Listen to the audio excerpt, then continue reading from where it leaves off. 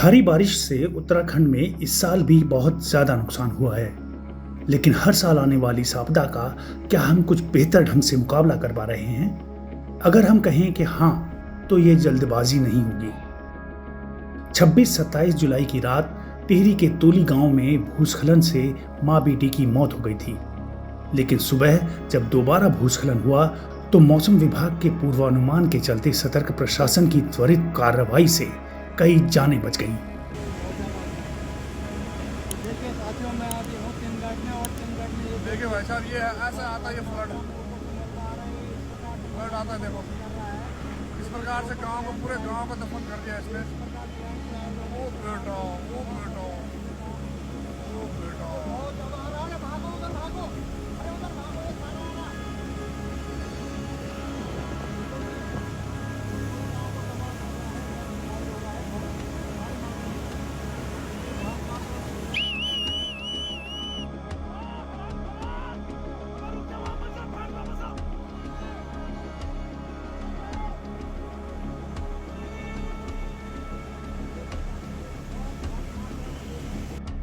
जान बचाना ही आपदा प्रबंधन का पहला लक्ष्य भी होता है।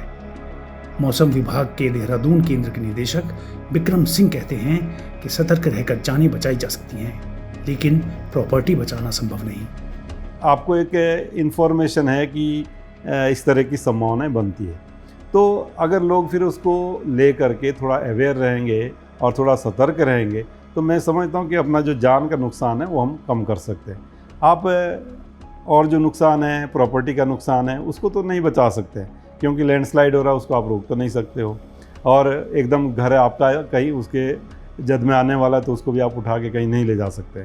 तो वो चीज़ें, तो नुकसान इस तरह का जो है उसमें, चाहे वो फ्लैश फ्लड है, चाहे वो लैंडस्लाइड है, उसमें जो भी हो रहा है उसको आप बहुत बचा नहीं सकते। इस बात की जानकारी कम ही लोगों को है कि मौसम विभाग पिछले 1 साल से भूस्खलन और फ्लैश फ्लड का पूर्वानुमान भी दे रहा है।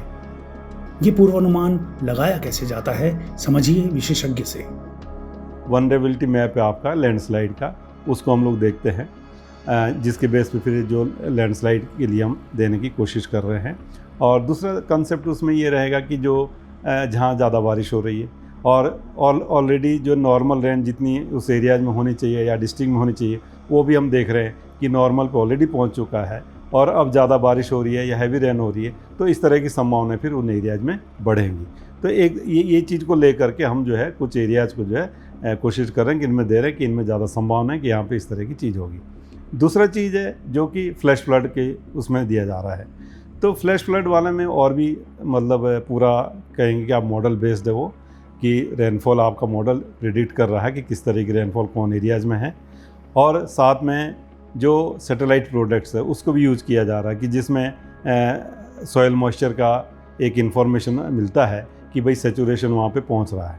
तो सैचुरेशन पहुँच रहा है, तो उसके बाद अगर रेन अभी भी हमको मिलने वाली है या हैवी रेन्स मिलने वाली, तो इसका मतलब वहाँ पे कुछ ना कुछ लैंडस्लाइड या फ्लैश फ्लड तरह की जो चीज़ है वो देखने को मिलेगी। विक्रम सिंह बताते हैं कि भूस्खलन और फ्लैश फ्लड के लिहाज से जुलाई के आखिरी दिन और अगस्त का महीना बेहद संवेदनशील होता है। आप देखते हैं कि जैसे जो लैंडस्लाइड के केसेस आप देखेंगे टुवर्ड्स एंड ऑफ जुलाई या अगस्त महीने में, इस दौरान ज़्यादा हो जाते हैं।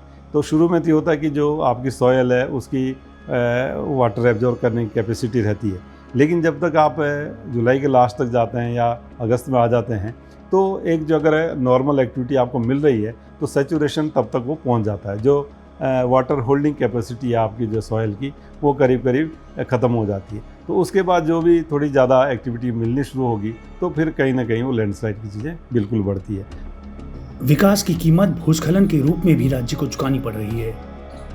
सड़कों के जाल के विस्तार के साथ ही भूस्खलन की घटनाएं भी बढ़ी हैं। बिल्कुल, लैंडस्लाइड के जो केसेस बढ़े हैं, अगर आप उसको देखेंगे, मैं कहूँगा अगर आज से आप 20 साल पहले देखो, तो मैं समझता हूँ कि गिन के 1-2 या 10 केसेस आपको मिलेंगे। लेकिन आज आप देखेंगे तो हंड्रेड्स की उसमें आपको केसेस मिलते हैं, छोटे बड़े जो भी हैं, क्योंकि आज आप देखें जो रोड का नेटवर्क वो काफ़ी बड़ा है, और कहीं ना कहीं जब रोड बनेगी तो कटिंग होगी, और जो हिल्स है वो कहीं ना कहीं फिर जो स्टेबिलिटी उसकी वो डिस्टर्ब होती है। तो रेनी सीजन में जैसे ही जो है लोड बढ़ता है बारिश की वजह से, पानी परकोलेट करता है, तो कहीं ना कहीं जो फिर एरिया जैसे रहेंगे कि जिसका स्टेबिलिटी बहुत मार्जिन पे है, तो वो स्लाइड करना वो शुरू करता है। तो जो भी आप केसेस देख रहे हैं मैक्सिमम वो अलोंग द रोड साइड ही है, maximum cases along the road side ही है।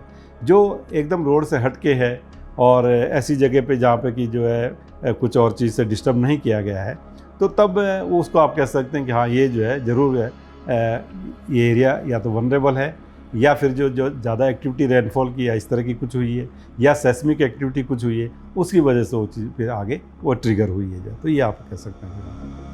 केरल के वायनाड और हिमाचल के कुल्लू में भूस्खलन और फ्लैश फ्लड से हुआ नुकसान भले ही आज सुर्खियों में ज़्यादा हो, लेकिन आमतौर पर मानसून में उत्तराखंड में पानी ज़्यादा गिरता है और नुकसान भी ज़्यादा होता है। पहाड़ों में देखा ही जा रहा है कि मानसून सीजन में ज़्यादा बारिश है, खासकर उत्तराखंड की मैं अगर बात करूं, आप एडजेसेंट स्टेट्स देखिए जैसे हिमाचल प्रदेश है, तो वहाँ का जो रेनफॉल है वो करीब 750 mm के आसपास है मानसून सीजन का, 4 मंथ का, जून से लेके सितंबर तक का। और अगर आप इसमें आ जाते उत्तराखंड में, तो यहाँ 1176 mm के आसपास है, तो काफ़ी उससे 1.5 गुने से के करीब उससे ज़्यादा हो जाता है।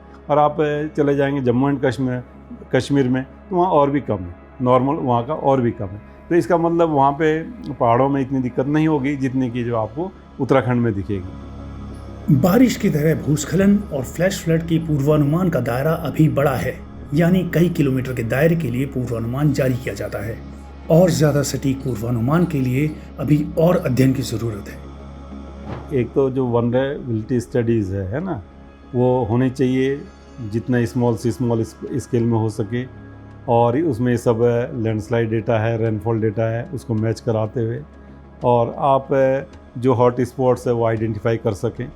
और उसमें जो है जैसे ही प्रिडिक्शन एक रेनफॉल का मिलता है कि भाई यहाँ इतने से इतने के बीच रेनफॉल यहाँ पे मिल सकती है, और आप उसको एक तरह से फीड करेंगे जो लैंडस्लाइड है मॉडल्स अगर तैयार होते हैं कि ये अब इस सिचुएशन में ये जो हॉट स्पॉट है यहाँ पे ये एक्टिवेट हो जाएंगे, तो तब और भी जो चीज़ें बढ़ेंगी आगे जो। तो कहीं ना कहीं जो और स्टडीज़ की बिल्कुल इसमें ज़रूरत है, रेनफॉल डेटा को लेकर के भी, और जो लैंडस्लाइड एरियाज़ हैं उनकी और स्टडीज़, चाहे वो किस तरह का है वहाँ पे स्ट्रक्चर उसका है या मॉर्फोलॉजी है, वो सब पूरी डिटेल स्टडी जब होंगी तभी वो संभव हो पाएगा।